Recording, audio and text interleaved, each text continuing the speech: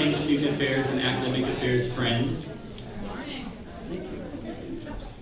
So I'm Dana Newhart. I'm Giovanni Wright. We're here today for our innovation lab around transformative learning. We're being filmed for the first part of this, so FYI, Jordan's back there filming us. Hi, Jordan. And when we are done filming, I'm going to give her signals that are very obvious to make her stop filming. So I'm just going to flail my arms like this and say, Jordan, stop filming. Does that work for you? Very good. Okay. All right, everybody. So we're going to be doing something a little bit different today, something maybe we haven't done in a SAEF session yet. We're actually going to be using Canvas or some worksheets. It's an option. We have a professional development site up on Canvas now, and if you don't have access to it, let me know, or you can use a worksheet. I actually have worksheets over there too. But these are instructions to get into that Canvas site. If you don't have a computer, that's okay. Like I said, we have worksheets and notepads and pens galore or what have you. But the cool part is by using Canvas and eventually putting some of our materials in there, everybody can kind of see what everybody did. This is a large group. A lot of programs and initiatives in the room and that sort of thing. This is a way we can sort of show how we collaborated today. So we want to do that a little bit differently. And like I said, I'll hand out worksheets here in a little bit when we get there. We're not there yet. I know a lot of people were at the front door like, do I take things? I'm like, it's cool. It's cool. So why are we doing this? You thought I'd have the answer, right? Well, I do. So we'll talk a little bit about that in our outcomes, but also we want to make sure that as we handle something so broad, that we find context for our division, for our university. Also these connection points that we're going to talk about, a lot of definitions that we'll go through to make sure that we're all on the same page as we begin to look at our transformational learning journey for our students. We'll talk about our proposed outcomes, part one, looking at definitions. So we'll actually look at some of the research, what the research says, what we found with some of our students, what the students are experiencing, what the students are talking about as far as what changed them, what we think transformative learning is. So we'll actually come to our own understandings of a definition of what transformative learning is for us. We'll provide you some examples of both what principles are and elements and make the distinction between the two and why those are important across the domains of learning and service. Part two, we're going to put you to work. This is really a work session. So as much as I'm sure you all really wanted to eat snacks and listen to us talk for 3 hours, you can still eat snacks. But most of this will be the work that you brought to this session about your own programs, about your own initiatives, about the work that you're doing with students, student staff, all of those things. We're going to actually work through those today and look at how we can actually make sure that we are on the same page around creating these comprehensive touch points and connection points that complement each other's programs across the division and again across the university. So that's a lot of what part two will be. Again, just discussing how we understand what and how our students are actually experiencing these programs. So we have a lot of thoughts that we'll talk about, many of which are not on the slides. We'll talk a little bit about what our programs look like across the division, how we can connect those, and that's what a lot of our conversations will be, given the prompts that you all will be provided on the worksheets and through Canvas. Part three, it's connecting the dots, right? So making sure that not only is your program something that fits these elements as well as these tenets or these principles of transformative learning, but also how we look at the programs that other people are doing across the division and how we connect to those as well to make sure that it's not just about your one program being transformative, but it is the combination of their experiences that sort of yields this transformative learning experience. Okay. So let's get to work. Okay. So Damani talked about why we're doing this. Here's why we're doing this, right? So in student affairs and academic affairs, we change lives. Some might say we transform lives, right? And so as a result of this, as a result of the work we do across the university, we came up with goal one of our strategic plan in student affairs, which is around transformative learning, right? So obviously this workshop's connected to that goal. That should be pretty obvious. But We also had an all-division meeting a couple months ago in which we asked people sort of what professional development opportunities or what sort of things do you need to sort of move forward with transformative learning as an initiative for the division. And these are the things that came out. People were interested in sort of a common language, like what is transformative learning. They want to be able to apply Goal 1 to their work, hence having a work session, right?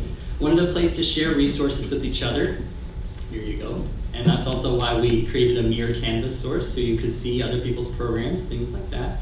Wanted to develop skills around Goal 1. Part of that skill development is sort of having a common language, seeing what's in the research, things like that, and then applying it to your specific programs.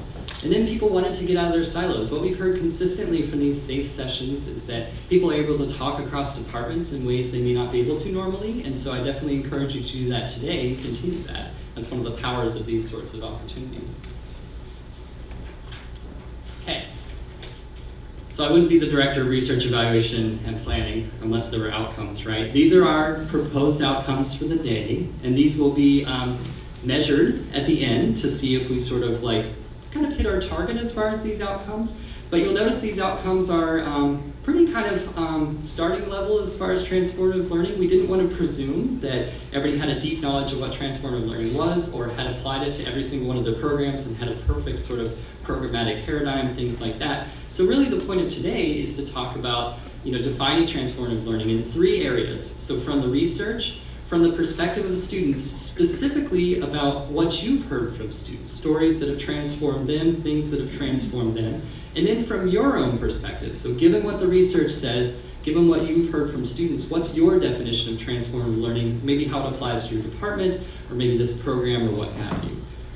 We wanted to expose you to elements of transformative learning found in the research. So we're going to take you through each one of our domains of learning and service and talk about what popped out in the research as sort of like things that are connected to transformative learning.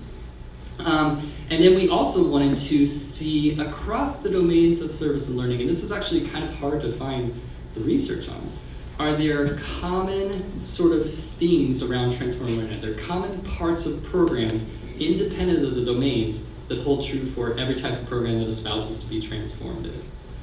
We're going to have you apply the elements of transformative learning to a program or initiative intended for students that you brought today, hopefully. And then you'll be able to, near the end of the workshop, be able to connect your program to another program around campus. And we're having you do that on purpose. And I definitely encourage you, if you can, we'll have you identify which domain of learning and service your program's best connected to.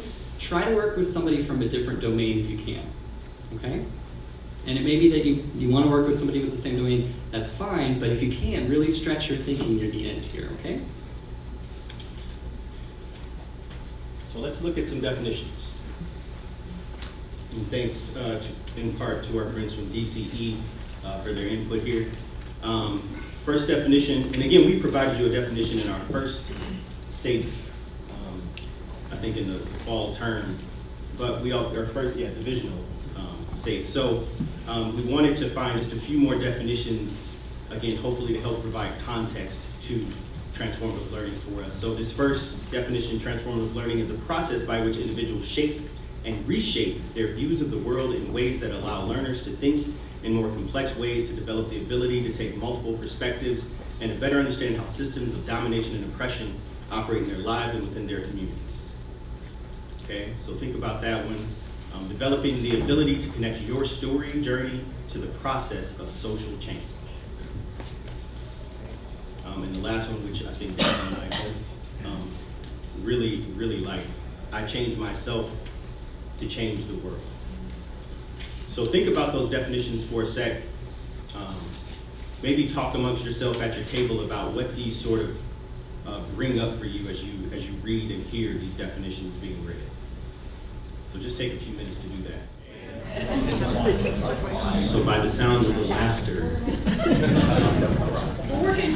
no, it sounds like that. I know, I can feel it. I can feel it. I'm being transformed. So let's hear some of the stories. Let's hear some of the common themes that you all sort of discussed that came across the stories that you all were able to talk about. Also, before we were laughing, we were talking, and now we have to share. A few things we just talked about was reflection and critical thinking and how students grow through the experience that we provide for them. We kind of touched on a little bit when students leave OSU. Some of the things that come back, the thank yous and thanks for the opportunity, or the development through their whole experience. First, being shy, when Chris talked about being shy at first, and then they gained the confidence through the experience of working in that office or doing those particular projects that stretched them to the next level that they noticed. JP. Failure, grit, and humor. Confidence. Failure, grit, humor, confidence. So, In that order. I see. What do you mean by Embracing failure. What do you mean by failure? Embracing failure. Embracing failure. Finding humor in failure. I see. Resiliency.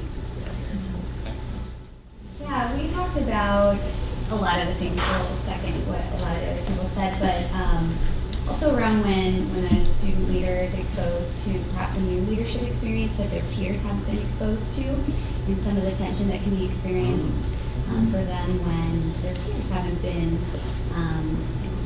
exposed to transformative leader or learning that they have. And then also around just salient identities and how when there is a salient identity like your Greek experience or your Greek membership, and how some students will, that identity is so strong that you can really have a desire to engage in the transformative learning or resist it, to engage in the transformative learning, and just how transformative learning challenges that as well. Sort of developing a purpose, agency, and then we also talked a lot about that there's a range of what that spectrum of transformative learning looks like, and it shows up differently for the different positions that we sit in. A common theme that seems to come through too is a sense of curiosity.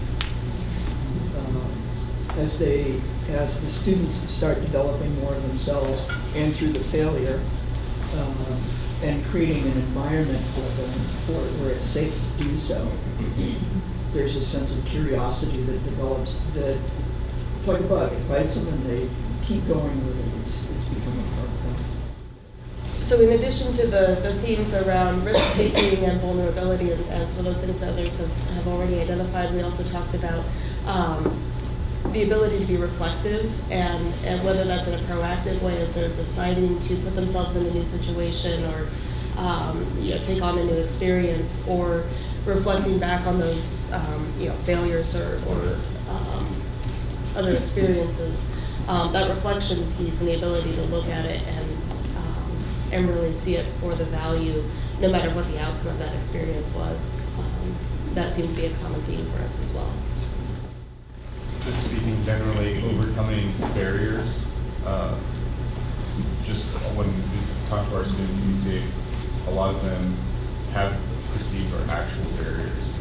And a lot of the beautiful thing about observing that is seeing that confidence that comes from them overcoming those. The concept of risk-taking is really resonating with me because I work with students who return to places where American values of learning and risk-taking and agency are not the norm. And I do think about what am I encouraging them? And not that I don't believe in those values, it's just that I am conscious of the fact that, especially working from a feminist perspective, I am setting them up for a uphill battle when they return. So that's a thought very good. I think about it a lot. Great discussion, and I think a lot of it ties to some of the things that we'll talk about here very, very soon. And even a question that we thought of as we were thinking of sort of introducing and rolling this idea of transformative learning out to the division. It's a question that we sort of hear implied in what people are doing, and sometimes what feels like maybe a silo or a vacuum at times is, when does my program become transformative? Right? So when do we reach that threshold of, we have now made it, this program is now seen as being transformative, we've reached our outcomes, the students who participate in our program will now be transformed. And so in thinking about that question, and even thinking about how we sort of think about, leadership, sometimes it's not so much about the solutions as it is about asking better questions to find more viable solutions. So we had to ask, is that even the right question to ask, right? So beginning to think about not so much about how our programs work and operate and possibly what could be seen as like a silo or a vacuum.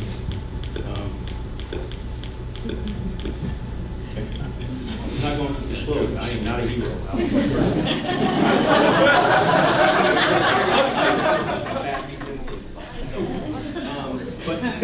But to think about, so what does that mean for us individually? Because many of us look at our programs as being, well, how does this one program equal transformative pieces without the complement of all the other programs that happen around campus? We even advertise our programs to what we say is all students.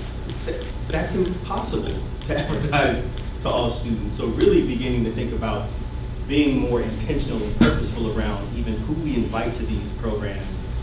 Having someone even ask, I think Susie asked me the question of, so leadership, so who is that sort of like, who's the ideal student for that program? Like, a freshman, is it something? We actually have to have answers for those things. We can't just say, well, yeah, all students will work, because sometimes we have to look at the number of students and the intent of the program and the outcomes, and how does it work with other programs, and how can we introduce them to those programs after they've finished ours. Those are things we have to intentionally think about as much as we think about just the transformative nature of our program itself, those elements and those principles. Last year, what we learned from all of the tremendous amount of data we collected, we touched about almost 85% of the student body. And so thinking about how all of those programs, all of those initiatives, that sort of thing, how they all complement each other, and really putting a sort of a different perspective on, are there ways to think about how students move through our programs in such a way that we can learn about their transformative journey, right? Rather than disassociated evaluations at the end of the program or things like that, are there ways to make these things talk to each other? And that's one of the points of us getting in the room today, and kind of where we'll end up through the day. Okay, so we're going to switch gears a little bit, and there's a couple caveats before we switch gears. So we looked into the literature, and we did some searches of the research to see, okay, so we've got our domains of learning and service, we have transformative learning, and whatever might make something transformative. Where do those two bodies of literature intersect, right? And so what we're going to share with you now by domain is sort of what we found as principles that sort of appear in the domain. So like, for instance, with career discovery and development, what are the things that pop out in the literature for a program that purports to be transformative in the area of career discovery and development?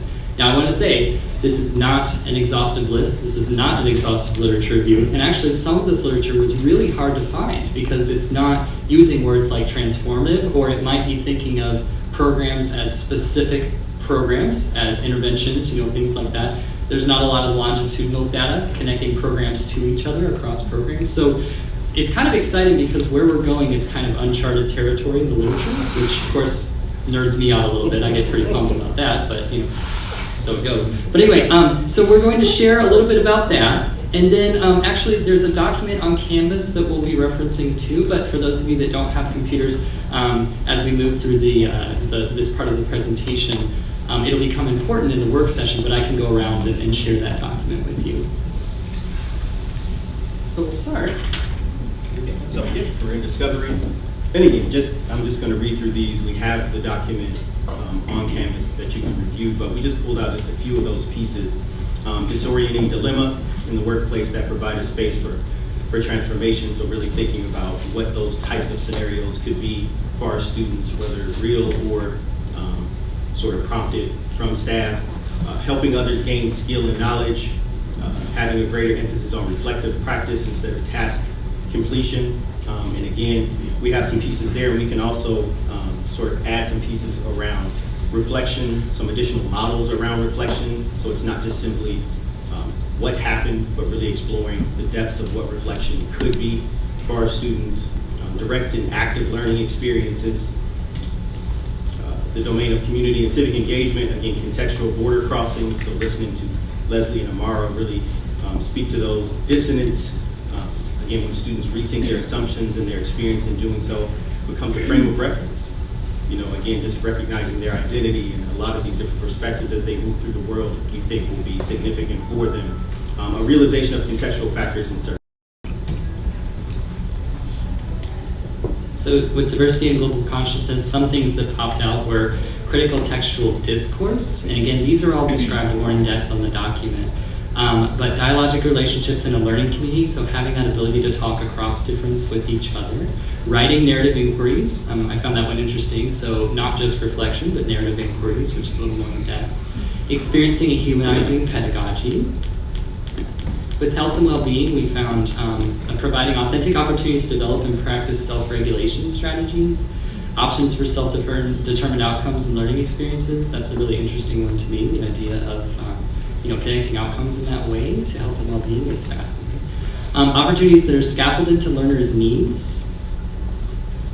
And then with personal and leadership development. So, again, the most successful leadership development programs are situated within a specific context. We understand, and it's the same thing with transformational leadership. So making sure that we're providing context, and that's what a lot of what we're trying to do today is about. We know that even the idea of leadership is really broad, so making sure that even as we show up to do a program, that we have an understanding of what we're trying to cover. So with transformative learning, it's the same thing. We have to sit down and make sure that we are providing context for what we're attempting to take on. Again, sharing a common intellectual framework, sustained over time, right? So again, just not the one-hit wonders and just being episodic, but what do we do from year to year, and even just how do we build from term to term? And again, just shared common practice.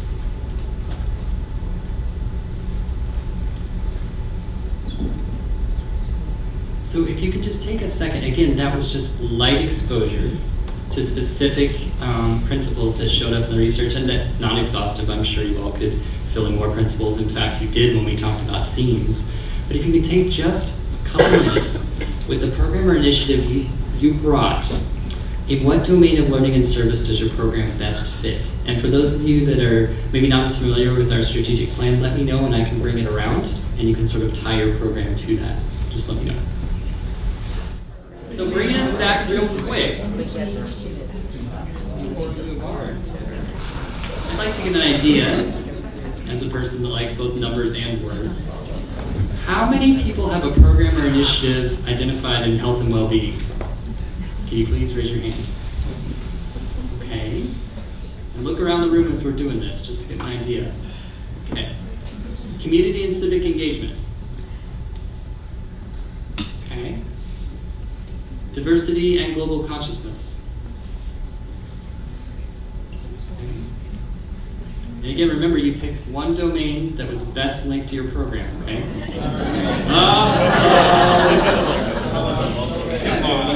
I saw some repo. Nope. No, we'll talk about later why it might. Yeah, what about personal leadership development? Hey, which one did I miss? Career. Yeah. Can you raise your hand? You did that one? Okay. Very good. Very good. There should be prizes. We'll get to the Okay, so again, the question was, in what domain of learning and service does your program best fit? Realizing that there might be elements of other domains in your programs. You know, I'm sure some of you are familiar when we do the program sheet for the swipe thing, we have you pick the best fit, just because it's like, if you had to say a percentage and it's above like 50%, which one does this domain tie to the most? And it's hard to do sometimes, right? We want, multiple domains to be in the present of the program. I get that and that sort of thing. This was just to try to get you to think about maybe committing to just one. It'll help with the activity later. But okay, So we just talked a little bit about the principles that apply to one domain at a time. This is what we found that applies to all the domains. So independent of any of these articles, this is what seemed to hold globally. And so these are elements of programs that purport to be transformative. And these elements, like I said, are from the literature in each of the 5 areas that we found. This is not necessarily also an exhaustive list. There might be other elements present here that we don't have and that sort of thing. So as we move forward to think about what else might be in there. But what seemed to come out, and what we heard kind of in the themes too, was that context matters.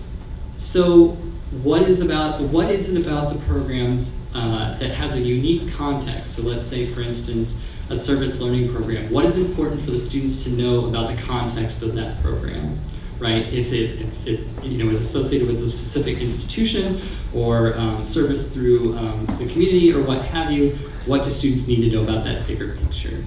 Reflection, a number of you mentioned reflection, right? So there seems to be this element of, if a program is linked to transformative learning, students have to be able to think about and think through that, right?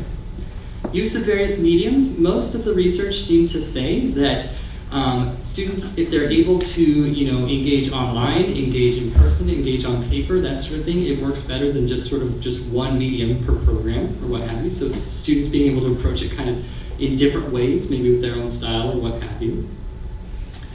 Support. So I heard some groups talking about the old, sort of like the challenge and support narrative or things like that, but it's a little bit more than that. It's that we shouldn't necessarily just provide these transformative learning opportunities for students and then just sort of leave them to their own devices, right? We should be able to have, these conversations, maybe point to other resources or other programs. And also what we found is that the support has to be timely, and that it's not just students who need supported, but also faculty, which is interesting as well. Students have to have, within these programs, have to have the ability to make meaning. So, and the literature talks about them as being co-producers and co-creators of knowledge that's meaningful to them.